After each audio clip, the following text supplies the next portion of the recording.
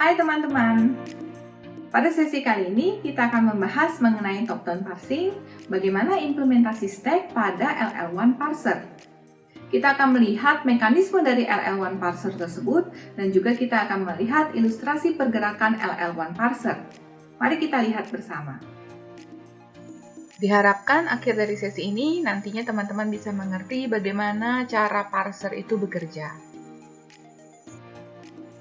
Ini adalah mekanisme dari LL1 parser, di mana LL1 parser juga disebut sebagai non-recursive predictive parser atau juga terkenal dengan table driven parser.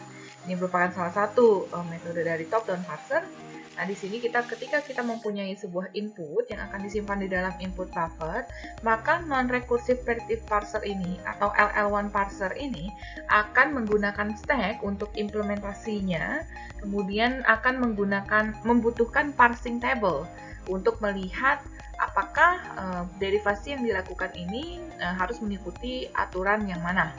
Kemudian baru akan menghasilkan outputnya itu apakah string input yang berada di input buffer ini dapat diterima, yang artinya sesuai dengan aturan grammar yang ada, atau ditolak, yang artinya tidak berhasil dilakukan derivasi.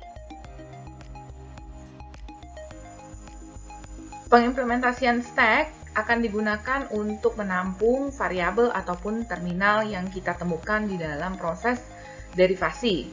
Nah, simbol di atas stack, anggaplah stack ini kita sebut dengan X, dan simbol saat ini di dalam string input buffer kita, sebutlah dengan A, maka kita akan membandingkannya nilai antara X dan A tersebut untuk menentukan tindakan parser itu apa yang harus dilakukan.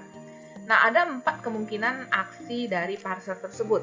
Yang pertama, jika X dan A itu adalah sama-sama simbol $sign, artinya $sign di stack itu adalah penanda bahwa stack sudah kosong. Itu adalah dasar dari stack saat ini. Sedangkan $sign untuk string input menandakan bahwa semua input sudah diproses. Sisa adalah $sign, yaitu tanda akhir dari string tersebut. Nah, jika X dan A ini sama-sama adalah $sign, tanda dolar di sini, maka aksi yang dilakukan sama parser adalah parser akan terhenti atau terminated, artinya berhasil, selesai. Nah, kemungkinan kedua adalah jika X dan A tersebut adalah terminal simbol yang sama tentunya. Nah, maka aksi yang akan dilakukan oleh si parser adalah parser akan pop atau mengeluarkan simbol terminal yang ada pada X tersebut dari stack. Kemudian akan pindah ke simbol berikutnya pada input buffer. Artinya kita sudah berhasil menderivasi dari start simbol kita sampai mencapai terminal simbol yang sesuai dengan input buffer saat ini. Jadi kita akan pop X-nya terminal tersebut dari X, lalu kita akan pindah ke next simbol pada input buffer kita.